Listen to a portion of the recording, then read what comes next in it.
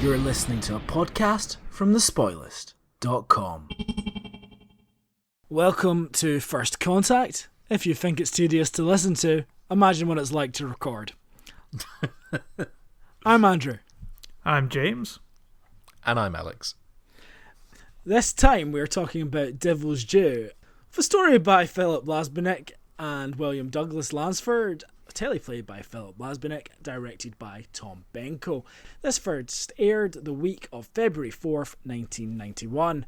James, what is this all about? Someone found an old original series script in a box and changed the names.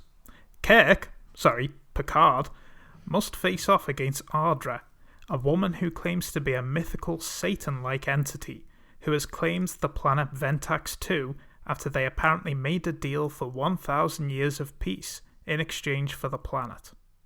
Picard believes her to be a con artist, but her powers suggest she has magic powers.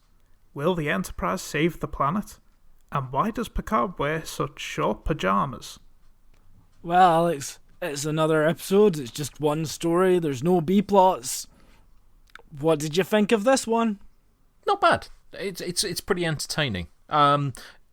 It's not a big standout like something like Yesterday Enterprise, but it's an enjoyable run through. The only problem is, and I'm sure we'll get into it as we go, that it is one of those things that TNG sometimes suffers with, which is that were this a murder mystery, we've seen someone's been killed, we have been told who the killer is, but we just don't yet know if they killed him with a knife or a bit of lead piping. And then the entire runtime of the show is just to get to the point of going, oh, it was the pipe. A little bit of that here, but it covers it up with some fun bits along the way, so not as noticeable as it would be in other episodes. I guess it is a bit Columbo, isn't it? You know who did it, but yeah, you just have to work out the reasons why. And let's be honest, if it didn't have any comedy elements, which this thankfully does, it would be a deathly dull affair. It's saved by having some levity. It is a variation on a Q episode in some ways, yeah. without Q. And I mean they mention that they hang a lantern on that. It's I mean, do you think it's hokey at all? Because it does come from a Star Trek Phase 2 script originally. It's adapted from that. It has been accused of being a little bit dated. Well, yeah, and it's not the most original. I mean, it shares DNA with Star Trek 5, though, fortunately without Brent Spiner doing a fan dance. But it is perhaps a little hokey. But again, you can save a lot of hokey plots with just a light touch. Star Trek 5 had only been out for about a year at this point, hadn't it? But this script actually predates Star Trek 5 by 20 years at least. I think it was actually originally for the original series rather than Phase 2, and then they repurposed it for Phase 2, and then they repurposed it again now. I'm amazed that at this point they're still cracking out the Phase 2 scripts. It'd be like if someone turned around to me and said, oh, and Chris Chibnall's just bringing out that Stephen Fry episode of Doctor Who that was written for 2006. So it was originally in the original series Bible, one of the proposed potential episodes that you could do. So it wasn't even written as an outline at that point. And then when the writer's strike happened, as you recall in Season 2, they took the child and they did that. They thought it was going to be a lot longer than it was, so this one was earmarked. And when Michael Piller came on, he got Melinda Snodgrass to try and rewrite basically a version that was just changing the character names. And then during the break between Season 3 and 4, he realised that hadn't worked. He handed that to Philip Blasbenek, and he made it really funny. And he said it was too funny. So then they put it out to the writer's staff and then tried to bring all of his stuff back in. So, yeah. Too funny. I mean, I'd be inclined to push for more comedy, I think. In many respects, I think I'd rate it higher were it to just go for all-out comedy. Because the idea of a false god is not a particularly new one in science fiction. It's certainly not a new one to Star Trek at this point either. So a more comedic take on it would at least feel more original. I guess it's that tone, in that, Star Trek Next Generation can be funny, but it doesn't like go overtly off kilter. I don't think, not in the way that some shows could, like the X-Files, for example, could. You do have a fistful of datas. I know, but I still think it still feels within that world. These are not funny characters per se, but you can make them fun. Worf has some very funny lines, and Data, obviously, they do some, but I wouldn't say they go broad. You still know and understand the tone of the show. They wouldn't do like a sort of comedy heist with French accents, for example, right after a brutal murder. They understand tone, is what I'm saying. I think there are certain exceptions. Broccoli. You have Cupid as well. Yeah, okay, fine. Next Generation, to be fair, doesn't push comedy as much as the original series, Deep Space Nine and Voyager do.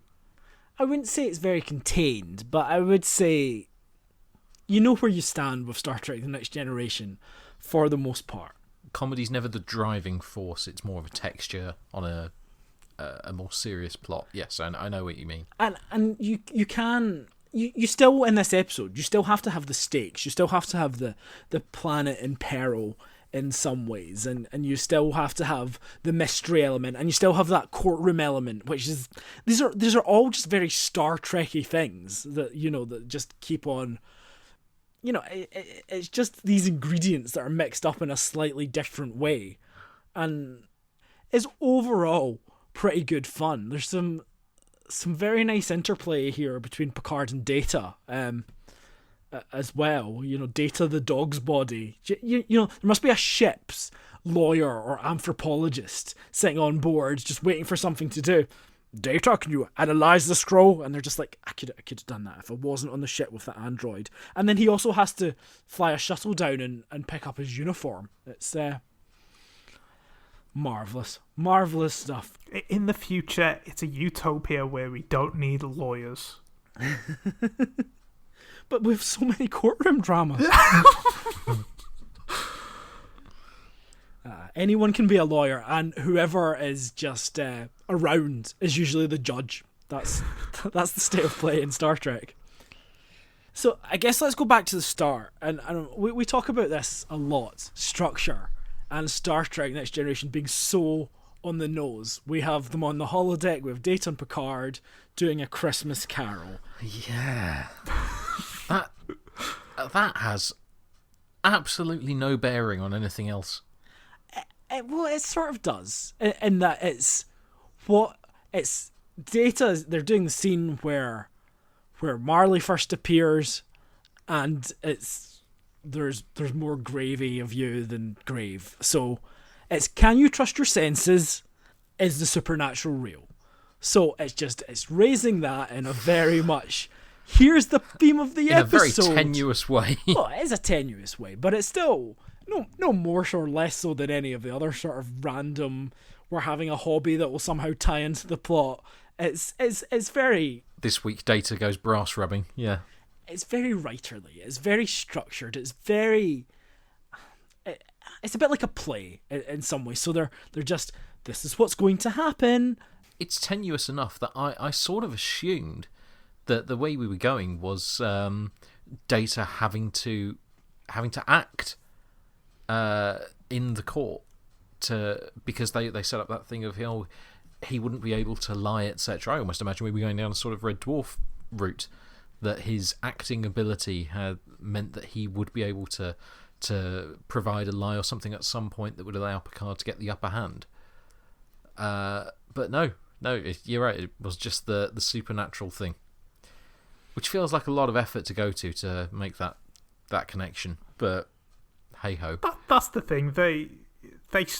that is the structure of Next Generation. This is one of the tropes that it's known for. Starting out with that silly little hobby that ends up becoming thematically linked with the plot. Like starting an episode by pulling out someone's eyeball. And then just going into a comedy caper. Yeah. Our main guest stars, other than Ardra, we've got Paul Lambert playing this scientist, Dr. Clark, who looks like a young man in old man makeup, but isn't. It's the hair, it throws you. It's too luscious at the back, but at the front, there's nothing going on. And a lovely sort of shiny, padded jumpsuit he gets to wear as well. Lovely V shoulders. Yeah, I guess the stakes are initially, a planet's gone mad and there's hostages, and that sort of shifts very quickly. I think the exposition of the mythology is done fairly efficiently. First you get it from the leader of the planet, and then Data does a bit in a meeting. Love the meeting, and then the scientist gives more, and then obviously you've got the contract stuff later on. So all that stuff's built fairly simply on this planet where people appear to be human. I mean, it's exposition heavy, but you're right. It goes through it so quickly, you can kind of forgive it. And it does genuinely help when you've got multiple characters expositing the stuff rather than just one. Yeah. Because when I was watching, my wife said to me, "Why is Data explaining this and not the scientist guy from the planet?" And then literally the scientist guy from the planet started saying the next line. I was just like, because that's the reason. So other people have things to say in the meeting, and it makes it appear more like a scene rather than a giant info dump. You know, I could see this episode working really well in the Orville. Because that's basically what the Orville does. It just takes original series and Next Generation stories and remakes them. That makes me very happy. That's why it's actually quite good.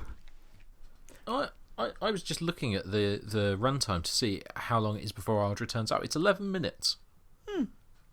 Which, yeah, in the grand scheme of TNG, that is pretty fast. You know, bearing in mind as well, that includes the title credits and the guff with the Christmas Carol. They have already had a meeting by that point, though. Yeah, it does feel like we get a lot of the talky stuff out the way early on, doesn't it? It's almost as if we have a quota to meet, we'll do it all up front, and then we can have some jokes about Picard later on. What do you think of the character of Ardra? I mean, I guess you could have gone bigger. Like, if you'd wanted to. If you were playing the comedy episode, you could have gone a bit more Q-like. I think it's a fairly efficient performance in that it's both a bit sinister and kind of fun. But I guess you never really get the sense that they're the person who's going to destroy a planet. In fact, I don't really understand what they want to do with the planet. Enslave it? Take all the riches? You know, what's the ultimate goal here? No, I think there's two problems. I think that is one, is that we don't really get a sense of what the end game is. Now, that's not necessarily a problem, but for it not to be a problem, you perhaps have to play up that mystery of, but what is the end game, a little bit more if you're going to do that.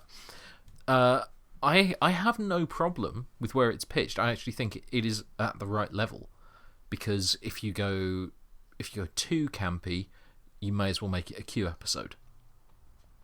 But the problem that I have, it all revolves around the idea that Ardra is the devil of lots of different cultures. Because the minute that you know that is the minute that you know this is a con. If this was purely the devil of this world, and it revolves around something that's happened 1,000 years ago, you would, I think, question it more. And whether this was a sort of Q-type being or something like that, and whether you might have a rug pull like you had in the previous episode towards the end. But by knowing that this is supposedly also Satan, you're never going to have that, and you are just waiting around for Picard to work it out.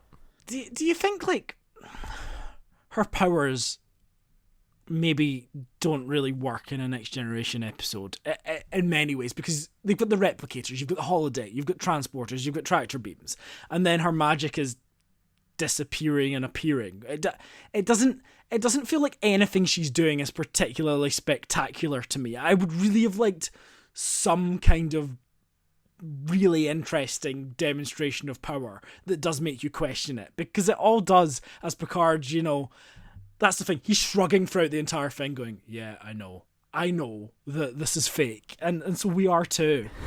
They lampshade it very early on as well. Yeah. That discussion about charlatans and con artists. I love it when Patrick Stewart does that thing where the past or our present and these common things are like an absolute mystery to him. Like when he says automobiles. And here it's something called a con. And, all that stuff that's forgotten about in a more recent series. Yeah, I really like that. And then Data talking about con artists. It's just a nice scene between these two characters. But the whole thing, is a tensionless episode in some ways, because it's like, how's it done? How do we solve the magic trick? Which is literally what it is. But it's sort of fun getting there. They also undercut it themselves as well by having Picard say, well, these are all things that we could replicate ourselves. Because at that point, you're basically saying, well, there's no question over how any of this is being done, and it's purely a search for a power source. There is no ability that is then up for question. So I do feel that they undercut themselves a bit too far. You're damned if you do and you're damned if you don't, really, because if they don't say that and then they have the ending with Picard demonstrating that he can do everything, then you'll just say, well, why didn't they mention all this earlier? The whole dramatic tension of the episode is about the legal aspect. Yeah. Love a courtroom drama. Again, it worked for Measure of a Man. No, I think it worked more often than not in Star Trek. You can, I guess, going right back to the menagerie. It's part of what Star Trek is from the very beginning. Is the court stuff, and will continue to be. And this is a kind of, this is a kind of comedy courtroom drama as well. I guess that. One of the set piece scenes is the one in Picard's quarters as well. The bridge scene when she appears on the bridge, that's a Q scene. Sitting in the chair, putting your feet up. Although I did think that was well done. The thing of having her beamed off, and then every time they think they've got rid of her and they know how she's doing it, that she then appears again and they haven't sorted it, and maybe it's not quite what they thought. I thought that's well done. That's a way to play it to the right degree, so that there's still that slight element of doubt. They do have to make the characters dumb, because at no point do they raise the shields, which would have solved everything. Yeah, or like put her in a force field, which they would normally probably do if there was an intruder on the bridge. I don't really mind that. It does the job that it needs to do in order to kind of entertain you. I mean, I guess the resolution is, I don't know how fun that is, because you get the thing where Geordi is holding a weird tablet thing and saying, I'm getting the Z energy or whatever it is, and that's it, and then it's just a case of pinpointing it. And then at the end when he comes in, he's pinpointed it. And it's just... Well, doesn't he basically as well go, I haven't got anything yet. Oh no, wait. Here it is. Oh God. Yeah, there's nothing there. And then you don't have... Obviously you don't, which is good, because we'd be complaining if they did. You don't have the scene on her ship with like Riker pushing the buttons behind the curtain. But in some respects, perhaps that's the better solution, is to have the rest of the crew discover the source on board the ship, rather than Geordi go, oh, look, here's some numbers. Yeah, because again, like we said this with the last episode, when it was, there was a lot of scenes with O'Brien and the guest characters. And this week, the regular cast disappear for half the episode, or a lot of them do. There's Data, there's Picard, and there's Geordi, and everyone else isn't around much. Did anyone else think it was weird that they did Troy as Picard's forbidden crew member rather than Beverly? Yes, I thought that was strange. But then I was distracted by how awkward that scene was. Just because of the pajamas. Well, the pajamas, the chest hair, it all adds together to one awful whole. Do you think that's sort of deliberately done, though? I know we've seen these pajamas before, and when he's on holiday, he wears his very short shorts. But here, is it played for laughs because he has to go down, he gets beamed down to the surface, and it's embarrassing? Oh, yeah, absolutely. Yeah, because they flag it as well with the idea of them bringing me a uniform. A uniform? Yes. Or, it's conscious that how silly it looks. It's actually in Patrick Stewart's contract. At least once a season, he must wear short shorts. It's amazing how often there are scenes that take place in Picard's quarters with some kind of intruder breaking in, isn't it? Well, and all of those scenes have, not just because of the fact that he's in short shorts, have a slight air of Captain's Holiday about them. That same sort of level of where they're pitching the humour. Which is fine. Yeah, it works. It's that thing with Picard, that surety. Like, it's almost that arrogance. That sheer hubris. Yeah, I was just waiting for that. When the guy is saying, about Ardra, this is what happened 1,000 years ago, and he was like, nonsense. And it's just like, okay, dismiss the entire planet's belief system without actually listening to it. Everyone's entitled to their beliefs.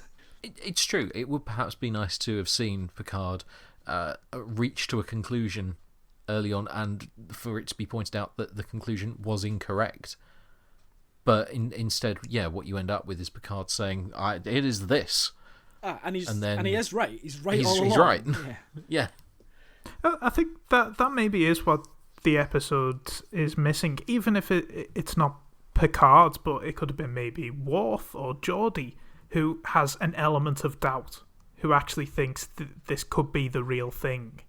Yeah, well, actually, you could have played up Worf quite easily because of the idea of the Klingon devil, but that's just sort of disposed of. And I think you could probably do something with extreme believers. You obviously have the scientists kidnapped at the start, and then that tension is gone. And I think you probably could have kept that, because I think you could have Ardra worshippers.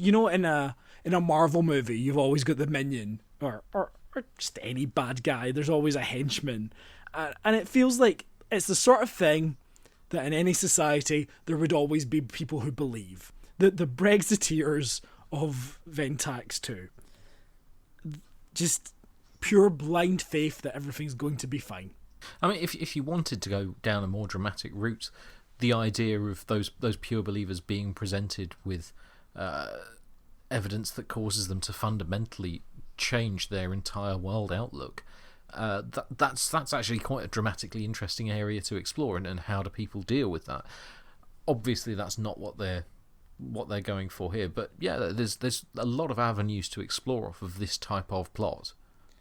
You never get the sense of the people of this planet really buy into it. It's sort of reluctant, oh well, they're back now, we'll have to deal with that, there was a contract. It doesn't feel like a fundamental part of their world, really. It doesn't feel like there's any great weight, and that's fine. It does the job, but as you say, there's different ways you could play this. I guess you could think of it in the sense of what would happen if, think back a few years ago, 21st of December 2012. What would happen if suddenly we started having earthquakes all over the planet? There was this well-known date in mythology, and then suddenly we started having these earthquakes all over the planet. You would suddenly have a lot of people going, hang on a minute, there's some truth to that. Well, that would be an interesting way to explore the idea that something that's been thoroughly discredited, suddenly that idea that maybe it's true. God, now I'm just picturing David Icke in Star Trek, and it's a dreadful, dreadful thought. But yeah, it's perhaps lacking on the world building. And we can see the reason why. It's because it's not what they're concentrating on. But it's a weird one, this episode. It's a beast of different parts, isn't it? Because it almost feels like the courtroom is completely separate from all of the business, the comedy business in Picard's quarters and all of that stuff. And to try and add that kind of world building, well, it would help one element. It would help the courtroom scene, perhaps. When you're interrogating the citizens of the planet, but then it would take away of other parts. It would take away from the captain's quarters section because it would then become too heavy. It would be lopsided. It's a fine balancing act that the episode is undertaking.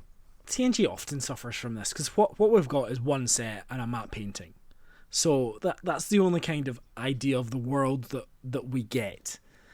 You know, we're not even seeing things on screens like saying the world is rioting and seeing people running around or getting any sense of what's actually happening on the ground and how people are reacting to that.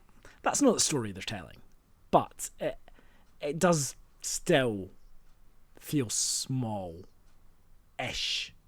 You know, it's like a play, so you've only got so many characters and so many things you can say. It's not really a criticism. It's just sort of a statement of fact, is that they do never manage to establish a planet-sized problem. No, it's more like an interesting deconstruction of why does it work, but why does it only work in this way? Yeah, and I suppose, like you say, the courtroom stuff is quite separate from the comedy, but I think once the twist happens, once Picard gets the powers, the stuff with Data as the judge, that really comes back into, oh, now this is comedy. Oh, well, the two courtroom scenes themselves feel completely separate.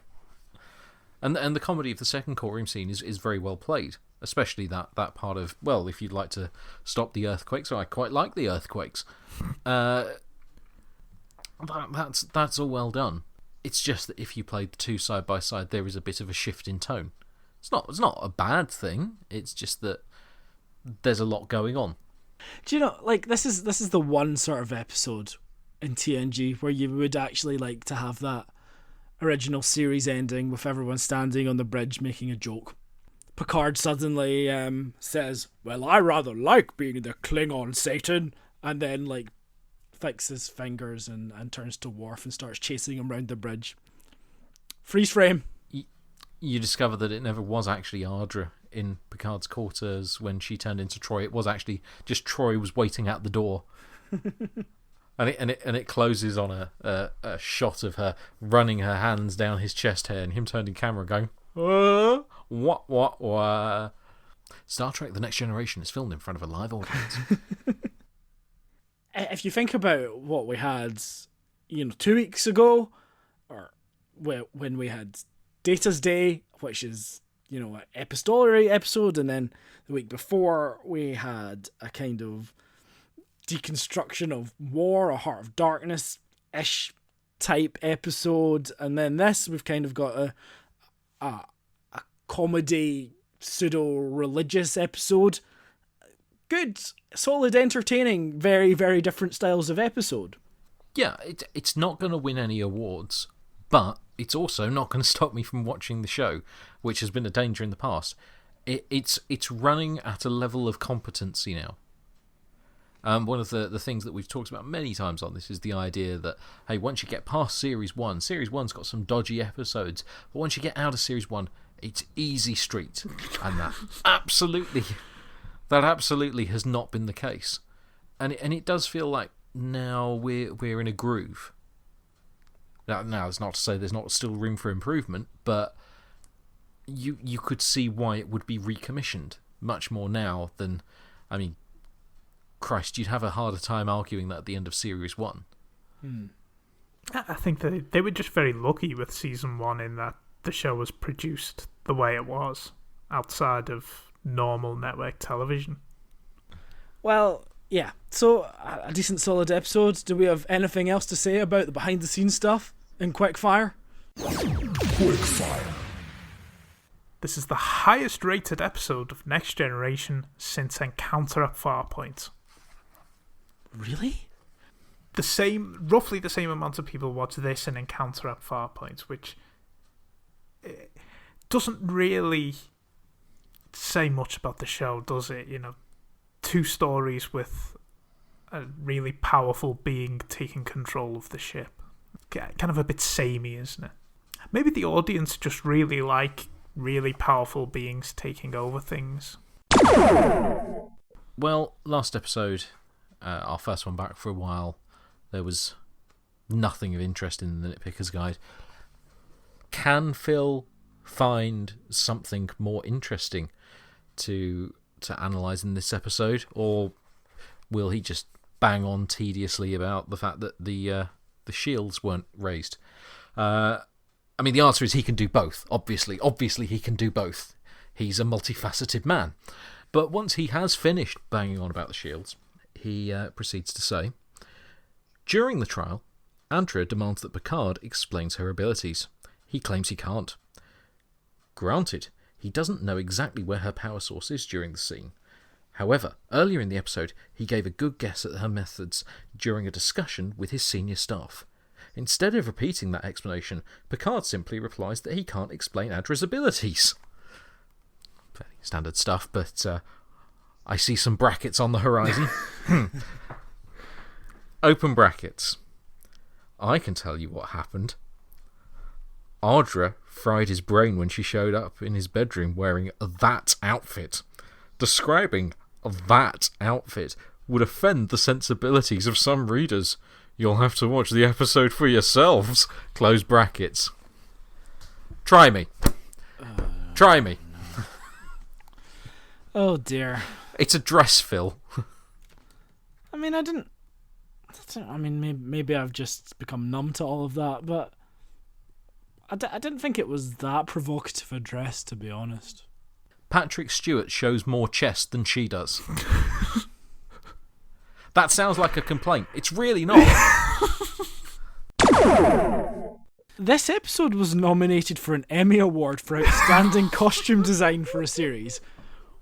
What? No, we won't nominate the best of both worlds for costume design.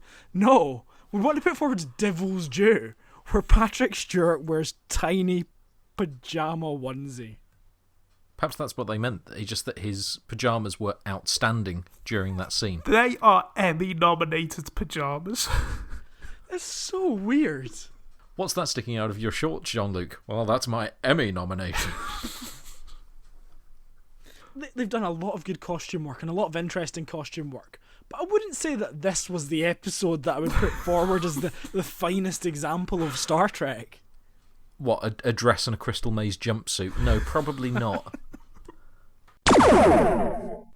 At the start of this episode, Data is acting in A Christmas Carol with Picard watching. Patrick Stewart would play the lead in a 1999 remake of A Christmas Carol. And we almost did a special episode of this where we were going to do a commentary on this. And we didn't. So that's a fun behind-the-scenes fact for you. I found the DVD. Oh, well, this Christmas of all Christmases, we'll do it. And what we would have done is pretended it was a holodeck recreation, so that's the joke. That was the joke. The 1977 outline reads like a 1960s Trek episode. This is from the Star Trek Next Generation Companion. In it, a demonstrative Captain Kirk fast talks Planet Neuter out of falling for an imposter scam, exposing the Devil as merely the mental energy of a surviving planetary elder and his original fellow council members. Well, that sounds a lot worse than this. Yeah, it's significantly worse. It would actually be nice if there was a pullback and reveal like that. You know, that it's not some outsider taking advantage of these people. It is actually something from their past. Well, that's not what they did. So you got this schlock. We're all off to claim our Emmys for our best costume. Thank you once again for listening. Next time we will be talking about Clues, an episode that rips off Red Dwarf. Until then, goodbye. Goodbye. Goodbye.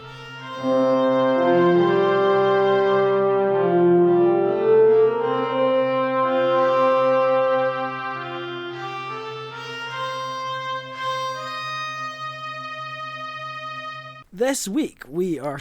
This week, as if it's a week. This time we This are. year. You said the plan was to release them in a block.